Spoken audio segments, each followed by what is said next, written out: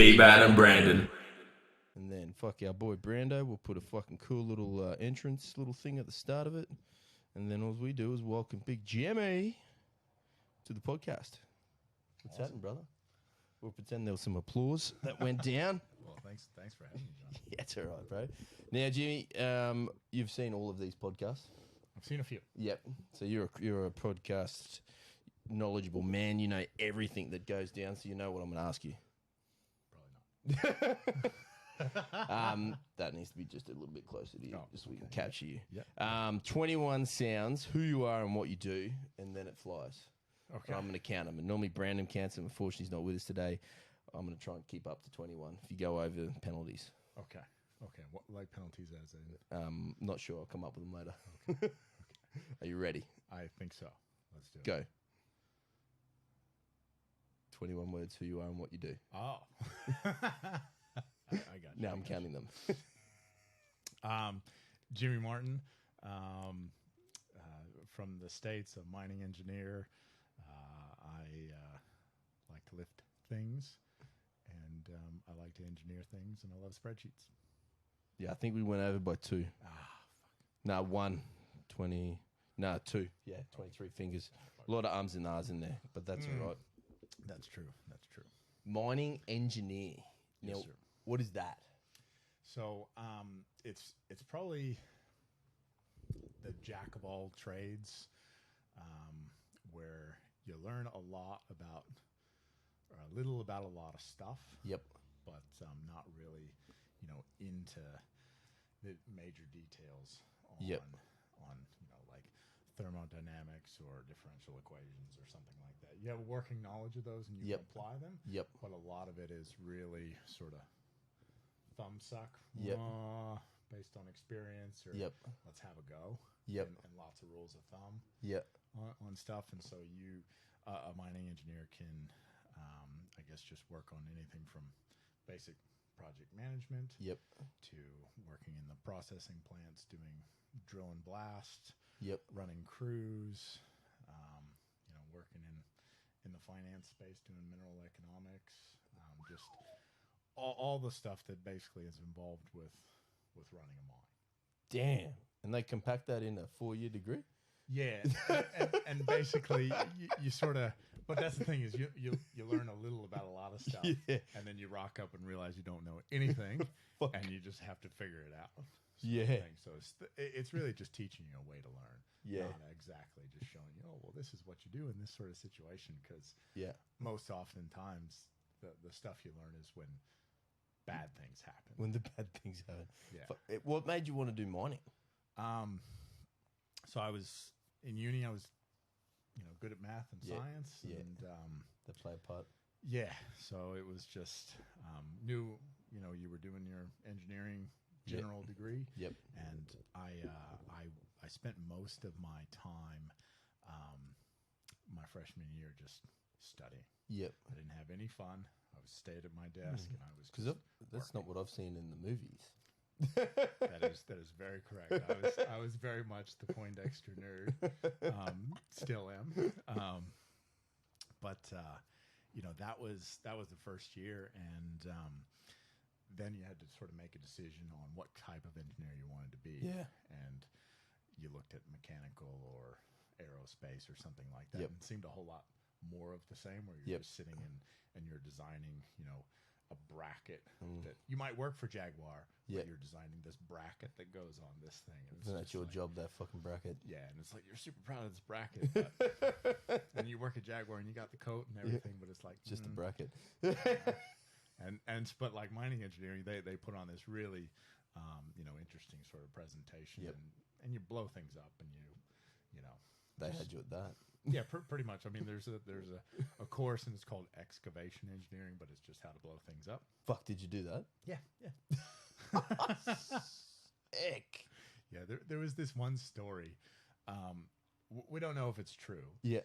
But it was always in the fall semester. Yeah. So that's our, August to December. And it happened right after 9/11. And one of the kids rocks up to Mario, the professor, and says, "Oh, well, I can't take this test.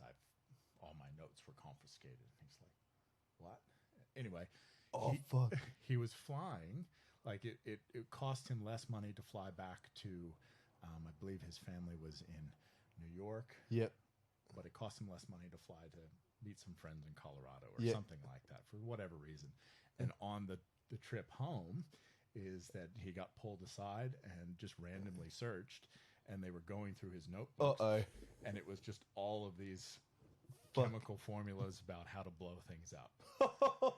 and it was just like, interrogation, all that sort of stuff, and what are you doing? And he finally convinced him, according to the story, that he was just a mining engineer. Yeah.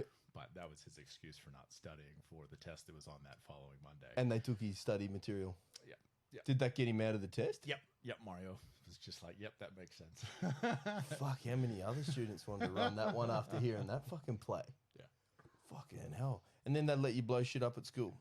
I believe that there are facilities there now to do it.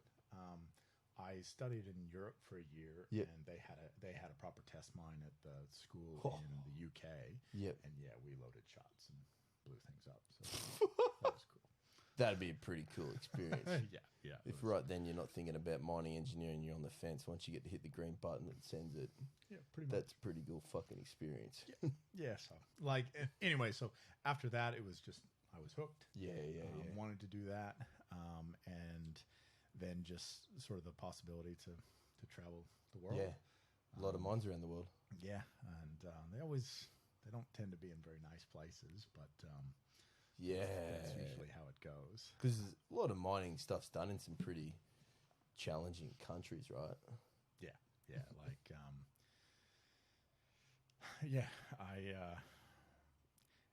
FIFO doesn't exist in America. Yeah. You live in the shithole. Yeah. Oh, right. Like there's just, and if you don't want to live there, Yeah.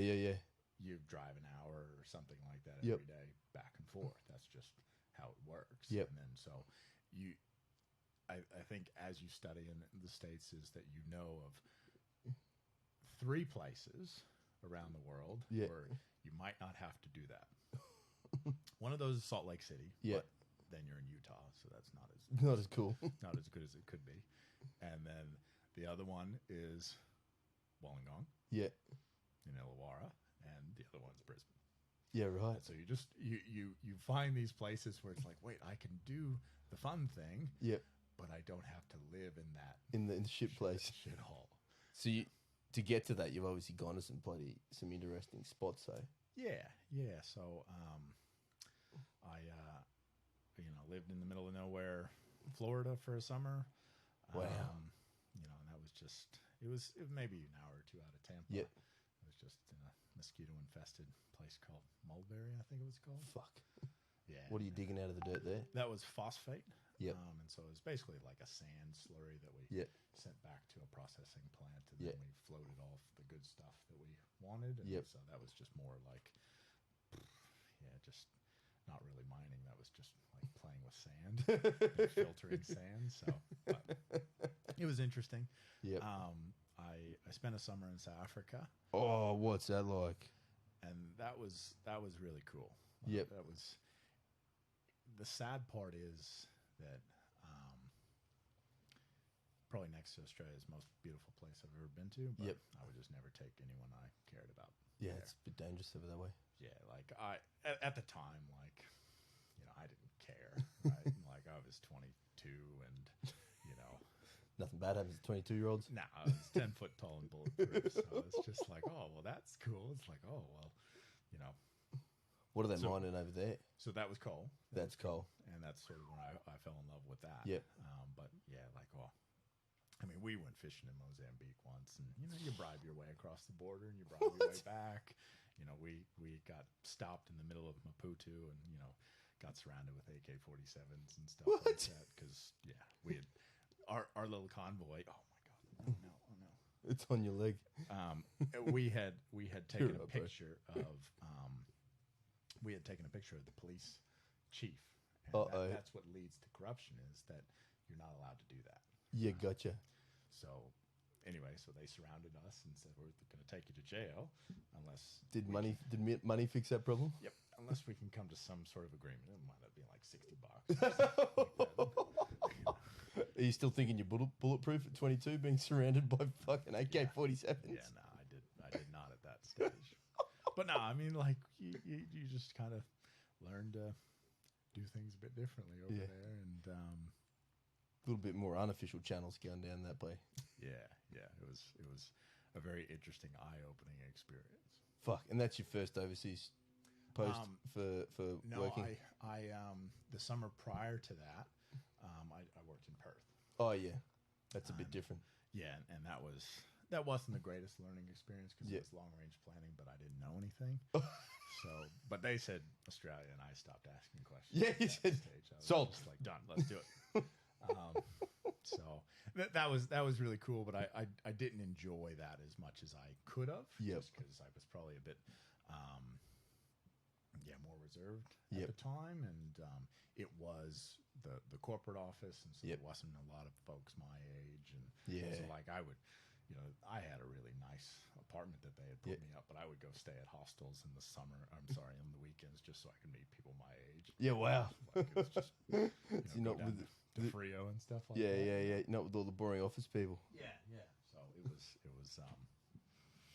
but that was really interesting. But I knew that I would come back to Australia in some way, shape, or once you form. were here, you were hooked. Yeah. And when because you do underground, or you have done underground stuff before. Yep. What was your first underground mine? The first one was in South Africa. And what's that like? Like that was really different because they speak a different language there. Yeah. And there was a specific underground language. Underground language? Yep, called Fanakalo. And I learned to speak a little bit of it. Is that a worldwide sort of phenomenon? Or No. Each mine has their own sort of tale? No, it was something just in Southern Africa. Yep. Where it was basically like a very authoritative language. Yep. And a lot of folks knew how to speak it just because that's how you could get around. So like because in South Africa there's 11 languages, English, Afrikaans, and then the myriad of black languages, and so Fanakalo was basically sort of this pygmy language where it was, in most languages, I think you need to have like 1,500 word vocabulary to be fluent. Yep. In Fanakalo, you needed like 600 words because to get by. Yeah. It was basically very authoritative. It wasn't, the sky is beautiful today. The sky is blue. Done. And that's very simple. Yeah, you go there. Get that now. That's very South African. Yeah. And so like the curse words were Afrikaans. The nouns were some in English. Yeah. And then other nouns were in Zulu, and all the verbs were in Xhosa. Xhosa. Xhosa. You got to put a click in there. Yeah, I specifically wanted to learn a few words that had a click in there. Yeah, right. And one of them's the language itself. Is Xhosa. Can you give us a quick chat, a quick throw some words out? No, I forget. I just knew how to say, it's just like, because they would ask me questions and I would just like Minatula, that's just, I'm quiet. Fuck, that'd be an interesting. Get thrown in there. Now you're underground and now everyone's fucking speaking in tongue. Yeah, so like I didn't spend a lot of time at the face there. Yeah. I was working on some project. It was just looking at how do you do some reserve recovery and stuff like that. And so I just sort of had that was more office-based work, but I'd go underground maybe once every other day or so. Yeah. But I was usually escorted quite heavily because like that was one of the things, like when I got there and they gave me the car and they were just like, drive on the other side of the road here. And these are the places that you don't go. Drive on the rim. If you have a flat tire, don't keep stop. moving. and I was just like, oh, well, won't that mess up the car? And they're like, yes, but I don't think that the company could recover from losing an intern, especially an American one. Okay. It's bad publicity. Yeah, and I was like, car broken. Okay. Yeah, pretty much. And so, but that was really, really cool. I thought about living in South Africa after that, just a cool experience. But you just wouldn't it just wouldn't set you up for success in the future. You just didn't make any actual. You made a lot of currency locally. It's just nothing in reality. Like Yeah, fuck. And like going underground for the first time, is that a strange experience, or it's just you lose concept of the fact that you're underground? And there's the above ground. You don't really. It could be hundreds, could be 200 meters. It's all the same how far down you are. Yeah, it's the basis is very similar to, unless you're in one of the like low seam mines or really deep mines. Everything else, you get in an elevator or you drive through a tunnel. Those are things that we do on a daily basis. And so, unless it's something really strange like a low seam stuff where you have to lean back and drive in like that, like we're in West Virginia or something like that. Wow. They'll be cutting at like 1.4 meters or something like that, and you have to duck walk. Really? Yeah. Like Jesus. But like here, or the mine that I worked at in New Mexico, it's, you know, you're cutting 3.5 meters tall and 5 meters wide. It's just like going to an underground, you know, car park. Yeah, right. Not a lot different, you know. Yeah, just down. Yeah. Yeah. So it's like, unless there's something quite strange, like where you're having to crawl through something, or if the roof had collapsed or something like that, that's when you kind of realize, okay, yes, I'm underground. I'm still under the dirt now. Need to do some different things. Fuck. Does it get the concept of claustrophobia kick in down there? It always did for me when I had to crawl through something. Yep. Like, I don't have claustrophobia just wandering around. Yep. But like occasionally there would be something like when the roof would sag onto the main production piece of equipment, and then you only had to get onto the longwall face. It sags. The roof sags. Yeah. That's normal. That's good. A saggy roof is okay. It's okay. Yeah.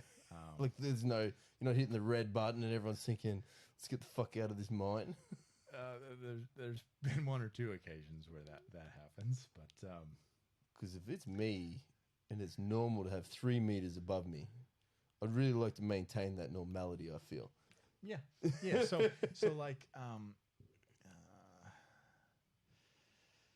we'll get a little drawing right now. Let's see. So like this is, you know, your longwall face, and so and these are shields, and so your airflow will come through here and come across the face and then out this way, and so this is your tailgate. This is your head gate, and there's a big piece of equipment here that basically takes the coal that gets cut off here and then sends it out on the conveyor belt. And so because all this area behind here has collapsed. Oh, good. And that means that the stress has been relieved. So that's a good thing. Well, that's good. Yeah, that's good. We don't want stress. And so that puts most of the stress from here gets redistributed just basically right here. And that's basically the largest open area that you have. And so anyway, that's the area that will wind up sagging. So that's why you just need to keep moving. Don't stay in there. Yeah, so you just need to keep moving, because if something stops, then that's when the stress just starts to eat away at it, and then it will collapse. And then you get a collapse. So it will fall down, and you know, sometimes to get onto the face is you'd have to crawl through the crusher. So when the coal gets put here, is that then, you know, it gets sized through a rotary crusher or a hammer mill crusher, and brought off to the conveyor belt. So to get onto the face, you would have to crawl through that or around some of the areas that, you know, have been reinforced to get onto the face to run. And so that would cause my claustrophobia.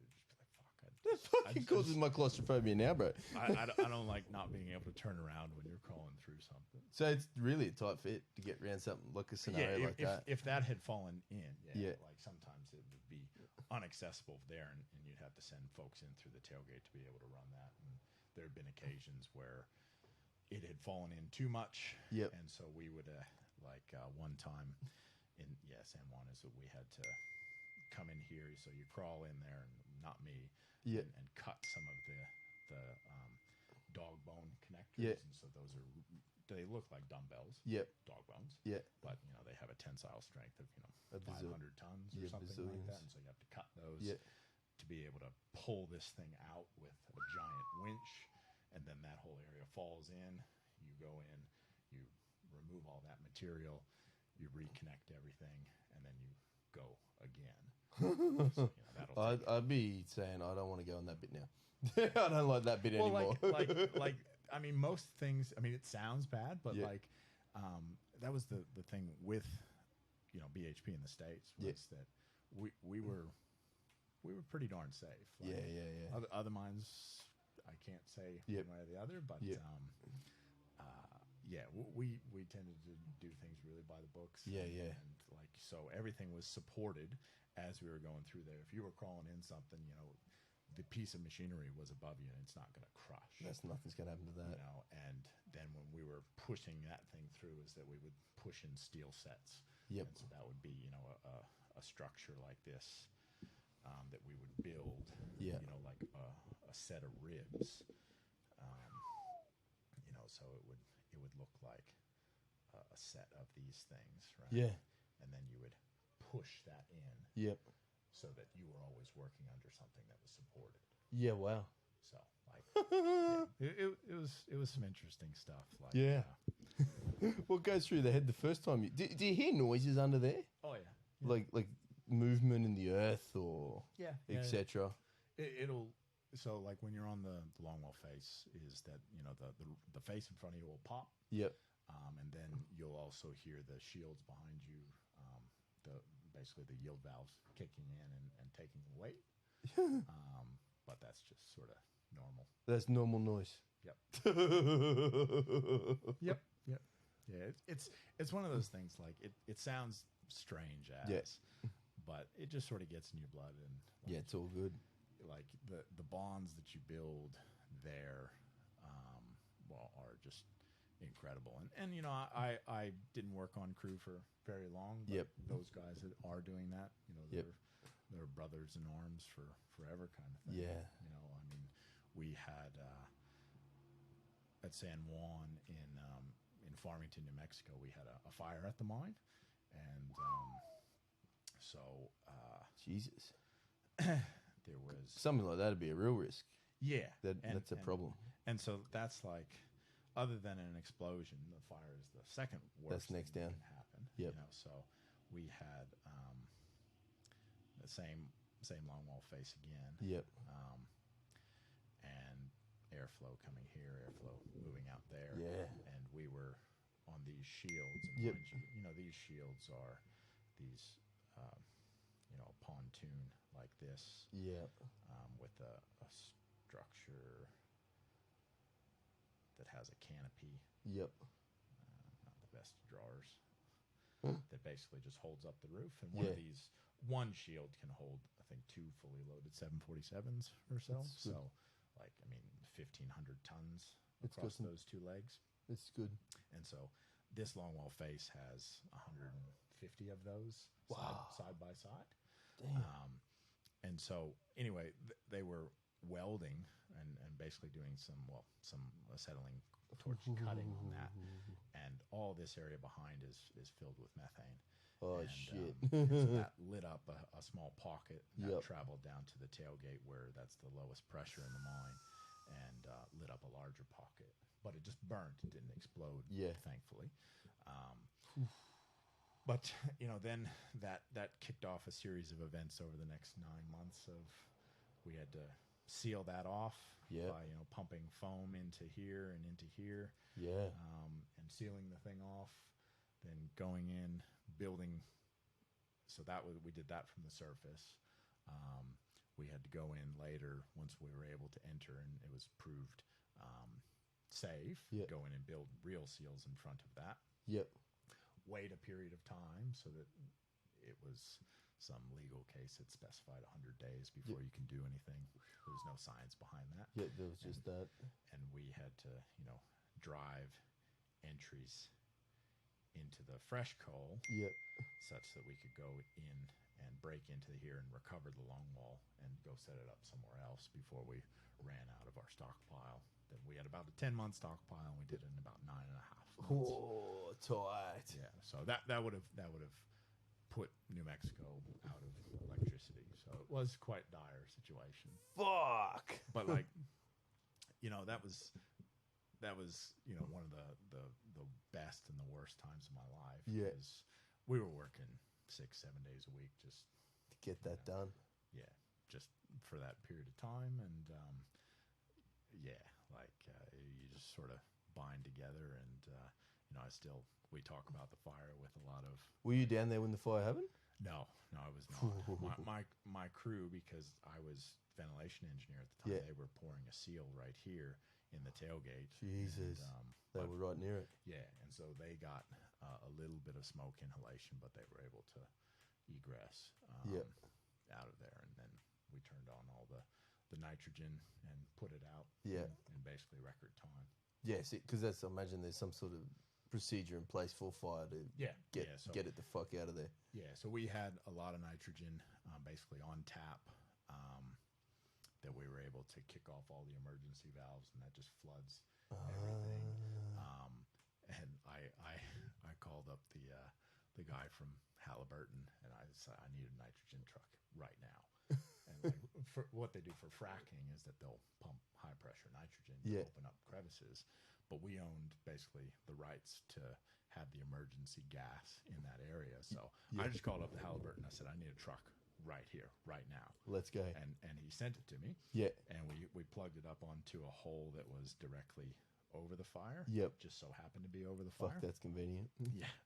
And we just started pumping. Yeah. And then he calls me up maybe like 6 hours later, and he's like, so when am I getting it back? I'm like, I don't know, like 3 weeks. And he's like, I got a job tomorrow. I thought you just needed a little bump or something like that. I was like, nah, man. It's not leaving sight, sorry. No, we need the whole thing, brother. Yeah, so I'm pretty sure that BHP, I think our supply people were on the phone with their supply people trying to buy the truck. It was Let's just pay for it all outright. Yeah. But we owned all the nitrogen in the area, so they had to cancel that job regardless. Yeah, so yeah. Might as well make money off of us. Yeah. Yeah, fuck that safety. And the safety protocols to be able to learn to be down there must be immense. Yeah, that's a bit of the bit that sucks now is that you can't get a tour to go underground and see that. Because you have to learn how to put on all the rescue equipment and how to self-escape and stuff like that. It makes it really hard to bring a visitor. Yeah, fuck yeah. I guess unless you're qualled up like yourself and have experience down there, that's something the normal human just doesn't even get to do. Yeah. So that's you must appreciate that. Yeah. Like it's now I guess stepping outside of that that underground world, it's something that you sort of miss. Yeah. Because I don't know when the next time I'll go underground is, but inside, maybe next time you go to a mine, maybe you get a site tour to have a look, see what it's looking like.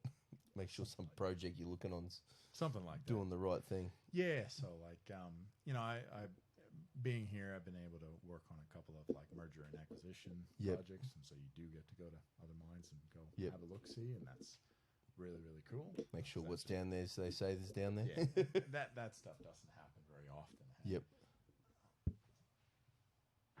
But that can. Yeah, I feel very lucky to be in part of a couple of those projects. There's some pretty gnarly deep mines out there in the world, eh? Oh yeah. That go like right fucking down. Yeah. Like the ones in South Africa are deep as. Yeah. Well, the gold mines, not the coal. A couple mines. of Ks, aren't they? Yeah, like I think. What's it called? South Africa's got the deepest. Yeah. It's like 2.5 Ks or something like that, where you have multiple shafts to get under there and a lot of different pressure. It's like going in a skyscraper. You got to go in the elevator, get in the elevator, to go up to the elevator, right? Yeah, and so like they have different levels that you need to get off, like upper deep levels or something like that. I forget the name of the mine, but I really wanted to go there whilst I was in South Africa, but I didn't get the opportunity. Did not get the opportunity. Is there a limit, you reckon? Can they go as deep as they want, or is there plenty of considerations in there? There's there's problems with just how to do it. Yeah. So Because deeper you go's got to be added complication. Yeah. yeah, so like, so when you're, I guess, designing a shaft, Yeah.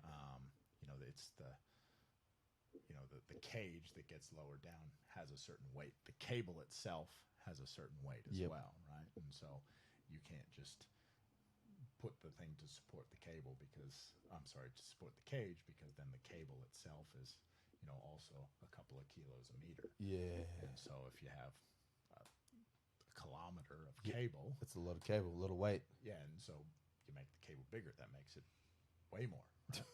So there's a limit on that side of things, but then you would have another shaft, another skip, and then that has that same sort of criteria. Yep. You'd also have, you know, how do you get air down there? Yep. So just the amount of pressure that you have to pull to get air down there.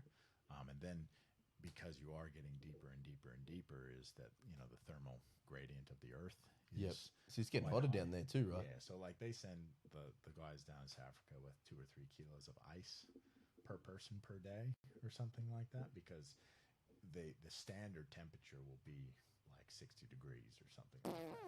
Like you touch the rock and it's like 55 or something. Jesus. So, and I've never experienced that. Those are just watched a lot of documentaries. You've watched some that docos stuff. on it? Yeah, it's just like the Western deep levels. I think that's what it's called. Is just an engineering marvel. That Fucking hell. The complications that we go into being able to create a space to go down that deep is fucking boggling. Yeah. But coal mining's easy. Like pretty shallow. Yep. You still need to get air and stuff down there, yeah? Yeah. Or is there... All mines have got to have all that sort of stuff built in to get... Because you can't... There's none down there, I guess. Yeah, there's... I guess the olden days would have kind of natural ventilation. And they would basically light a fire under there and have a controlled fire, and that would be drawing in oxygen. What's that right? You'd put a controlled fire down. Yep. That was back in the old days, like 1700s. That sort of Jesus! Fuck that. It's a scary way to mine. Yeah. But like, yeah, so everything will have, you know, a certain amount of air power to move air around in the mine. Fucking hell. Yeah, so that's the other bit, like ventilation engineering is a specific thing to mining that we actually do go into a significant amount. Yeah, you'd have to. That doesn't make its way into anything else. Yeah. It is just fluid mechanics, but it's just a different type. It's air fluid. And then you got to get the machines down there too, right? Yeah, so depending on... Will they build them down there? Sometimes, yeah. Because they'd be quite big, I imagine. Yeah, so it's kind of like moving in an apartment, is that depending on how you're moving, how big the lift is you got to take the TV apart or take the couch apart, or can it fit in there without it being apart? Yeah, because then there's limiting factors put on the things that go down, that take shit down. Yep. So sometimes, you can just drive it in. Sometimes not. Fuck. So it's pretty interesting. Unfortunately, like most of the mines here in Queensland are, well, at least some of them, apologies, not all, but are just serviced with a drift, so you can drive everything in there. And wow, that's easy. If it's so they just go down on a gradual. Yep. Or like Broadmeadow, where it's an old open cut pit, and you just punch in through there, and so it's still a little bit of a gradient, but it's not like 2 or 3 Ks long. It's just a couple hundred meters. Just a few hundred meters. Yeah. You don't have to duck your head to go in. Nope. Yeah, fuck. And have you done much history on what old school mining was like back in the day? Oh, a little bit. Yeah. A little bit. Yeah, I mean, it's one of the badges of honor to have, one of the old mining lamps and stuff like that. Oh, yeah. Rather than these old methane detectors, it was basically just this lamp that had a flame in there. Yep. But the flame, it was encapsulated. Yep. And you could tell by the height of the flame how much methane was in there and such. That's how you worked it out. Yep. And that was on a test, so you had to be able to measure it against the thing. But now you just get a detector. And what makes methane so bad? What happens there? Oh, it's just because methane. Sorry for our Australian audience. It's just explosive. Fuck. So it's flammable, and then at a certain concentration, it just shit blows up. Yeah. And that's common down there? Yeah, yeah. So methane is inherent in coal, so it's part of it. It's locked in there, Yep. and then when you cut it, it liberates it, or it just bleeds it off a little at a time. Liberating sounds bad. Oh, that's just when you're breaking it. Either through cutting or when it just breaks itself. So, Fuck. but yeah, it's funny. Like when I was working in ventilation engineering, I think I told you this story at the gym where, yeah, like the first time I was in an explosive atmosphere, my meters buzzing. Yeah. I was brand new ventilation engineer. You're thinking, fuck. And I'm like, this is not good. And the ventilation officer just sort of taps me on the shoulder and says, "Don't worry, you won't feel it." It's like, oh, thanks, Steve.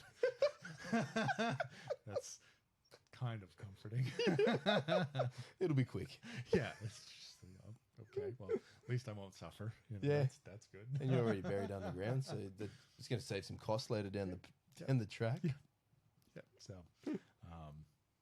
yeah, I mean, it's an interesting bit. Like we had a really good group there. I mean, done less fun stuff, I guess, here in fun is relative, mind you.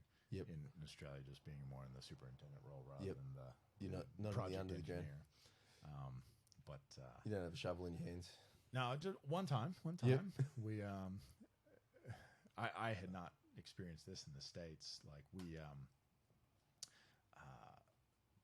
this in order to move the coal off the face. Yeah. Come on. In order to move the coal off the face, there's a chain conveyor. Yep. And that's just like any conveyor. It needs a big motor to start it up. And the configuration that we had, it normally has 2 motors to start that up. For our configuration, only had 1. Wow. And so there was a fall, and that put a bunch of too much rock on the face. Coal is quite soft and quite light. Yeah. Rock is quite heavy. Yep. And so the whole face was just covered in rock. And this happens occasionally, and so you try to start the AFC, and it won't start. And so the only thing that you have left to do is you just send everyone down there with a shovel, and you take it from one side of the pan line and you put it on the other side of the pan line. That's some old school digging. Old school stuff, and you just do that until it seems like, yeah, I reckon it'll start now, and try to do it. Fuck. How fucking dirty are you when you finish your day down there? Oh, I mean, the boys that have to do that on a day-to-day basis, I mean, there's, just... You're having a good shower at the end of the day. Yep. You'd be fucking covered in it. Oh, yeah. No, I have a lot of respect for those guys because, they do it day in, day out. Yeah. Does coal come out of your shirt okay? Yeah. Nappy sand or? Yeah. And then, I mean, it's when you blow your nose, it's all black. And Really? Oh, yeah. Oh, fuck. That's just... Does that have problems for later? Yes and no. Yeah. Like, black lung. Yeah, that's what I was thinking. Yeah, I mean, but black lung is from the particles of coal that are less than 5 microns. Oh, yep. And so really, really small stuff, that's the stuff that gets deposited in your lungs. It stays in the lung. Yep. But the stuff that's not, like that's... You go breathe in dust or something like that here. You sneeze, it gets caught in your nasal passages. That's basically what you're blowing your nose out. So that doesn't get deposited in your lungs, which that hurts you and kills you. Yeah, that's bad. And so that's why, like, all of the going back to like the explosive engineering or whatever is, you want to break the rock. Yep. But you don't want to break it too much. Yeah, right. That's So that's a do it when it's on the other side, out of the ground sort of thing. Yeah, and then when you're cutting it, you want it to cut, but not too much. So you don't want to pulverize it. Because you don't want to, as part of the mining process, make it too fine because then you're potentially putting more respirable dust in the atmosphere for the people that are in And that's another thing you got to manage. Yeah, when you're looking after your mine. Well, yeah, and that's so you manage that with airflow, with water sprays, and then the design of the equipment as well. Water sprays. Yeah, that plays a part as well. Yeah, so settle everything, get rid of the dust. Yeah, and so most or pretty much all the equipment will have high pressure water sprays, and so that makes it hot and humid down there, which that sucks. That sucks. Fuck. But, then hot and humid is survivable black lung is less survivable. Yeah, you can deal with that. Maybe just drink a bit more water down there. Fuck, how much water would you go through in a day under there? Oh, like, I mean, Queensland is much different, so you go through a lot. Yeah. You wander around with a fucking camel pack the whole time down there. Yeah, most of the boys would bring, one of those 10-liter jugs or whatever. 10-liter jug. Oh, maybe they're 8 or 5 or something along those. So I guess if you're down there for 8 or 12 hours, you're having your lunch break, you're doing everything under there, right? Yep. Fucking hell, not a lot of vitamin D for them. No, you might want to supplement that. Yep. That's why you don't have much of a tan as well. But no. No. Unfortunately, that's just genetics. Can't blame the mind for that. No. Oh fuck! And do you have any hobbies in mining as well? Like, do you nerd out a bit on it as well? Are we going gold mining anytime soon? Can you help me find it? Yes and no, probably. Yeah, I've got a sluice box, bro. I'm ready. Yeah, like I think I was telling you this for like the old gold mines in Virginia. Like my uncle will go pan for those ones. Fuck, that's good fun. And they would just go metal detect because they would be looking around old Civil War battlefields that happened to be around like old skirmishes were about the Confederates protecting their gold mine. Oh, wow. And so like he would have this really high strength metal detector and would just find nuggets around there because like the chemical processes that make, I guess, gold deposits are different than a lot of them, or they'll have literally what's called the nugget effect, where there'll just be this constant out when you're trying to write the equation for what that ore body is. That just has this constant that's just what's the nugget effect. And so higher ones in that kriging, it's called, or whatever, will just, what's the likelihood of having just giant nuggets around those areas? And certain deposits will have higher ones than other ones. But that's a specific thing in gold mining, that you'll have a deposit where sluice boxes will work, and then you just wind up with a giant nugget here and there. I'd like to get into that if you can find me some nuggets. But that one's really, really hard because, like, my uncle and his buddies had done that. They would just. I went out and did it with him once one Christmas, and it was cold as all hell. Fuck. But it was just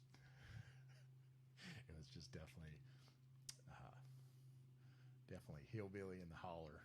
We just got a good feeling about that there tree. Just knock it down, and dig a hole in there, and hop in there with a metal detector. No real potential science behind around. No. You're not looking at the lay of the land and thinking how the riverbed may have fell back in the day. It's that bit looks good. Yeah, I remember. I feel bad because, like, I remember I wanted to help out and look at some like geophysics books that I could maybe help, but it's just too complicated. Like, I'm a simple mining engineer. Need a geologist for that stuff. Yeah, fuck. And coal's your lane anyway. Yeah. Do you think? I guess the interesting thing with coal, it's got many uses too, right? Correct. It's not just what people think with power plants and stuff. Correct. Yeah. So there's thermal coal, which that's the dirty coal, if you will. And so that's used in power plants and whatnot. Then metallurgical coal, which that's what Queensland is really known for, and so that's That's basically used in the steel making process. So all of the blast furnaces that are in China, they have a bed of coke, which you make coke from metallurgical coal. And then you pour in the iron ore, and then that basically liberates all of the oxygen from that. And then the steel comes out. Basically, the just pure iron comes out the bottom, and then it goes through other processes to make steel. But like right now, the efficiency, that is the most efficient way to make steel. Because you can make it in an arc furnace, so use electricity, but you're using the power plant to make that was using the coal anyway. And that's a more dirty way of doing it. It's more energy intensive to do that. And so it's actually more efficient to do it with metallurgical coal. And it just so happens that the stuff in Queensland's literally the world standard. It's the best you can get. It's the good stuff. Yeah, right. Yeah. So Yeah, because I guess when you think about coal, at least for me anyway, you think more about the power plant side of things and the bad for the planet, and et cetera, et cetera. Yeah, and realistically, like the even the thermal coal that's mined in Australia is better than the thermal coal that's mined in India. Right? Yeah. So like the impurities in the coal was called your ash. Yep.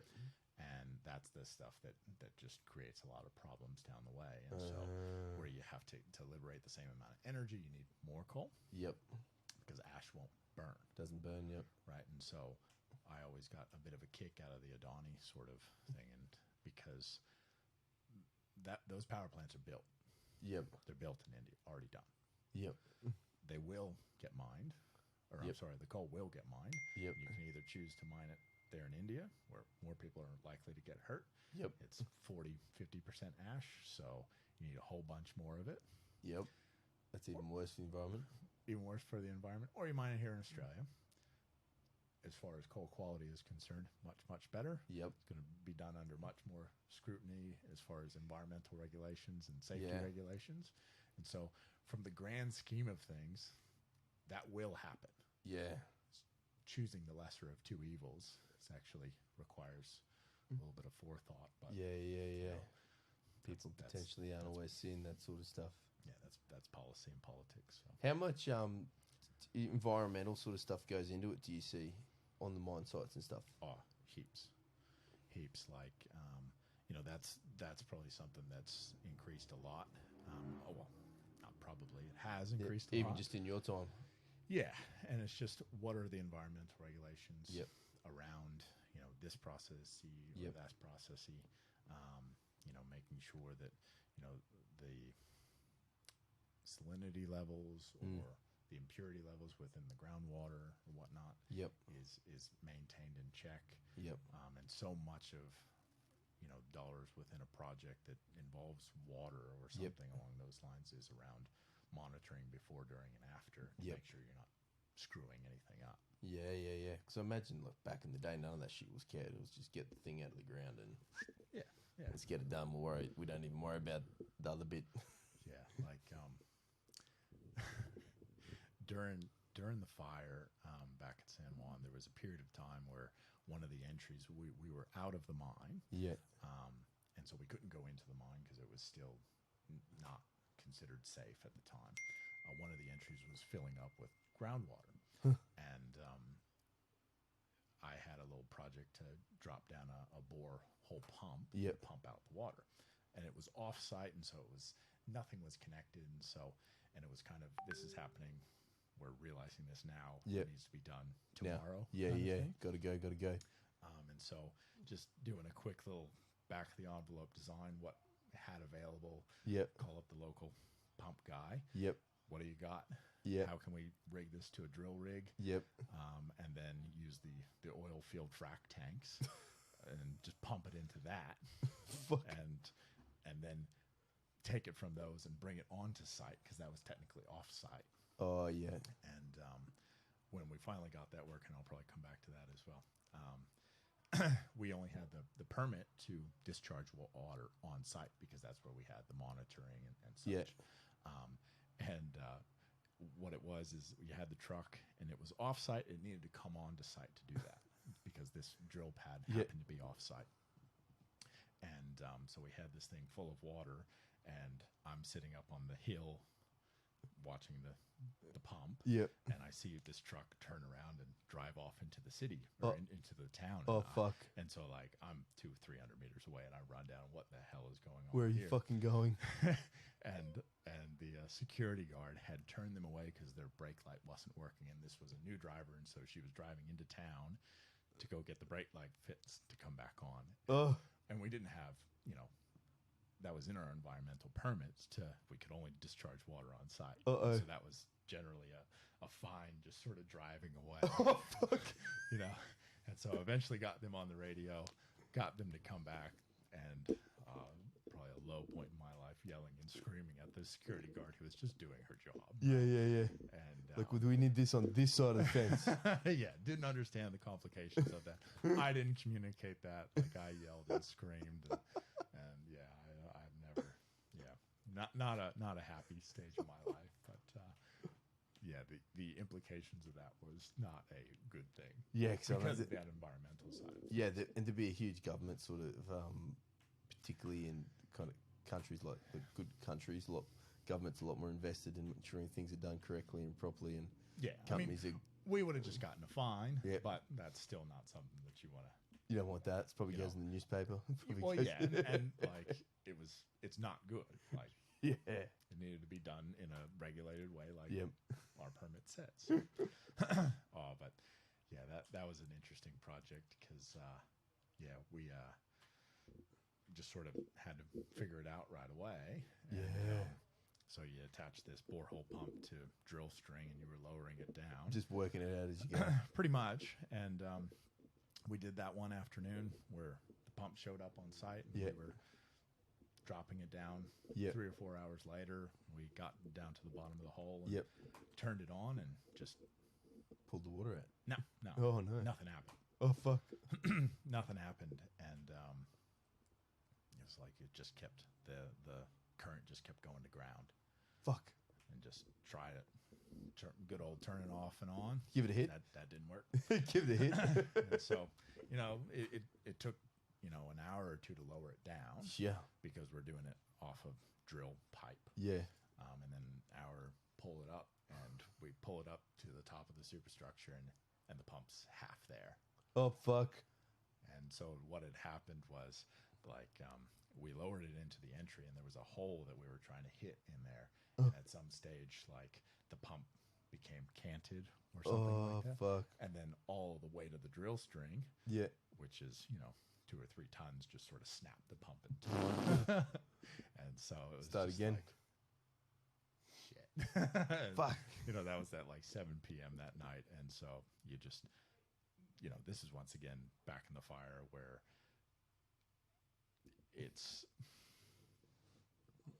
you have to do the thing or else you lose the mine, Yeah. and the whole community just Gone. gone. Yeah, yeah. So No it pressure. was just you call it up and you get it on a plane, get it sent here. I want it on a plane. I want it here tomorrow. That kind of Fuck. thing. Do not care how much it costs. Yeah, that sort yeah. of thing. Put it on a truck. Put it on a The plane, mining whatever. company will pick up the tab on that one. Yeah, because it was literally the choices that we were making was lose the mine, or because like we had to get Roxhill foam, and there was none left in the States, and we got it flown in from Germany and stuff like that. It was just, and we just bought everything that we could. Yeah, yeah, yeah.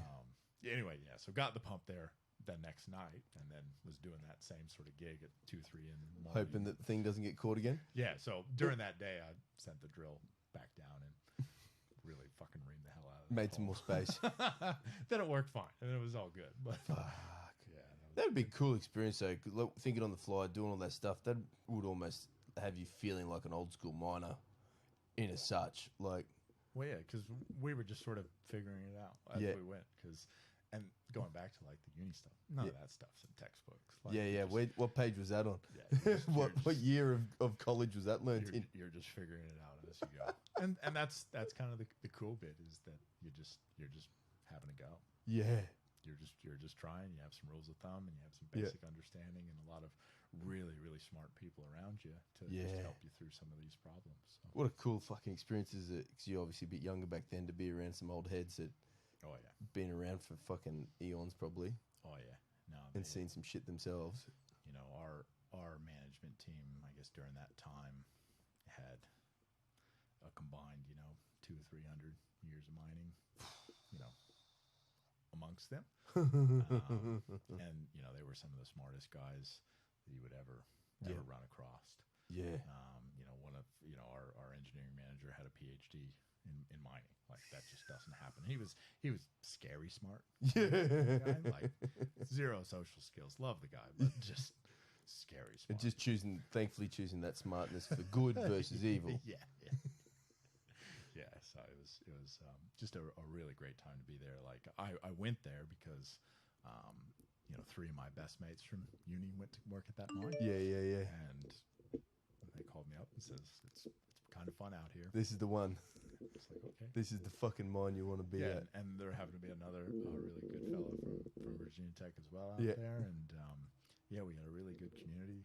Like living in Farmington was terrible and fun in the same aspect. You know, you're in this little shitty mining town. You have beautiful Colorado right next door.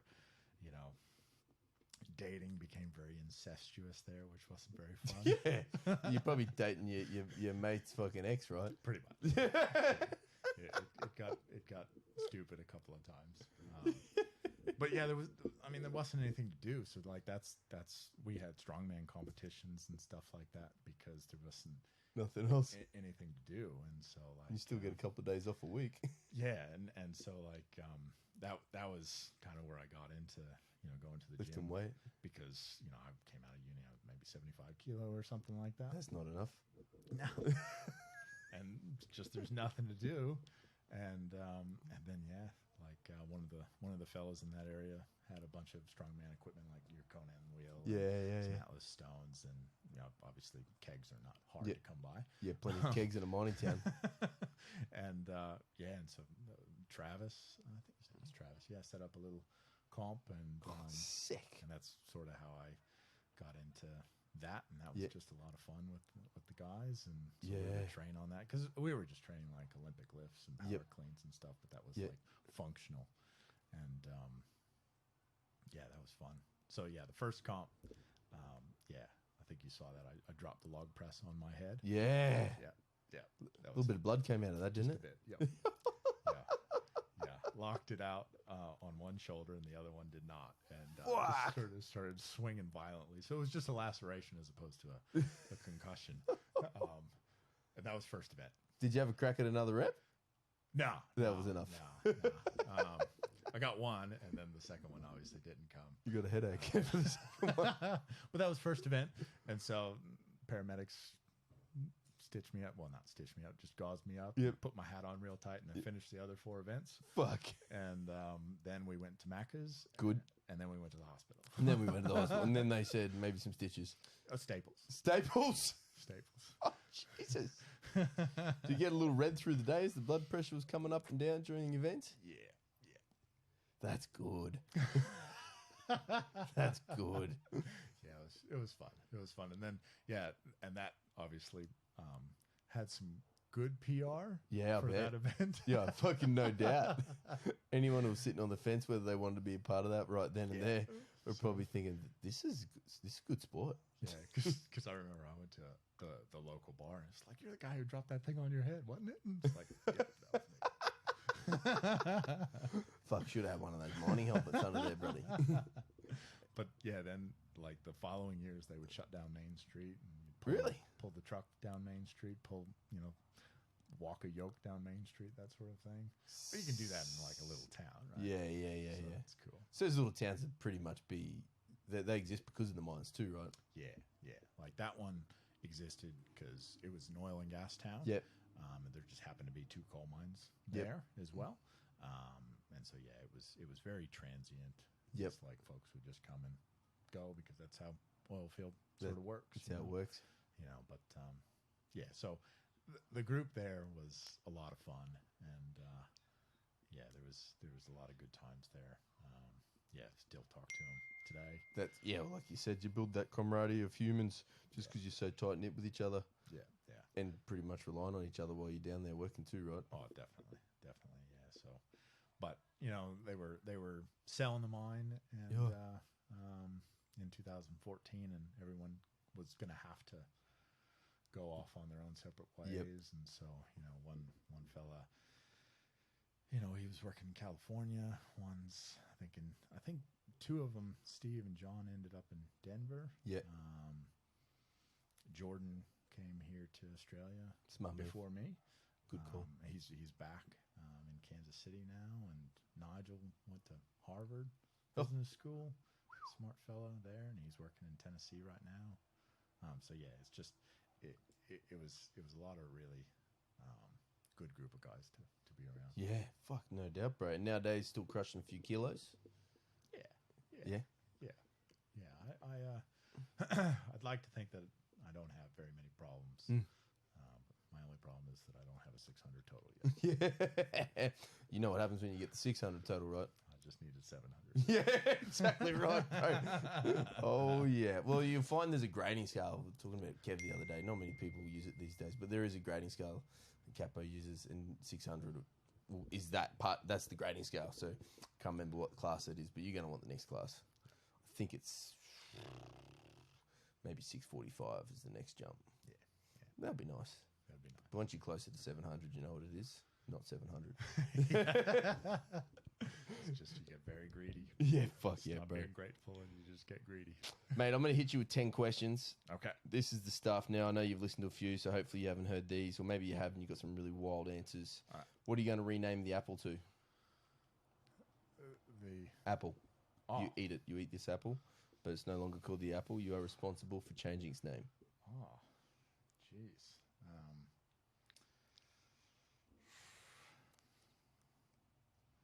I don't know. The green orb.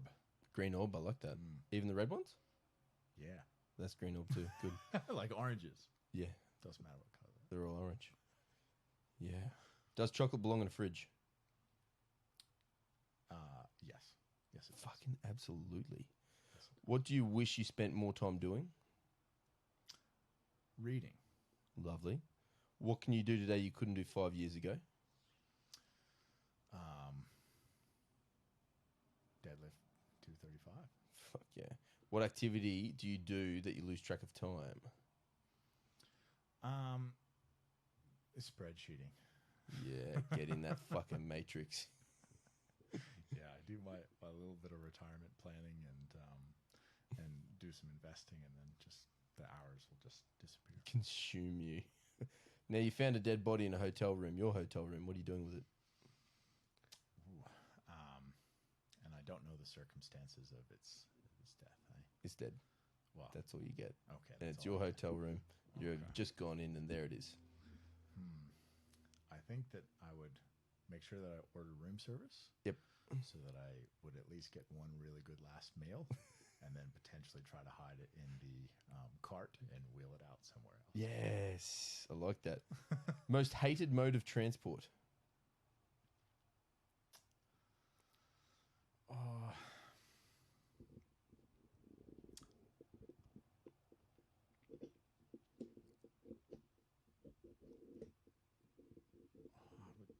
I'd probably have to say just train, but I don't mind. Like You can deal with the train? Yeah, like What about buses? Buses is good? yeah. I mean, I ride that every day to work, so that's You're a bus guy? don't That's really right. matter. What colour's the mirror? Well, most often when I look at it, it's pretty white. What superpower do you not want? Do I not want? Probably the ability to see the future. Oh, yeah. You scrunch your toilet paper or fold it? Fold it. Clever. Real clever. Scrunches are fucking strange. And that's it, brother. We fucking done it. Awesome. Thanks, Johnny. Love it, bro. Yeah, we hit stop.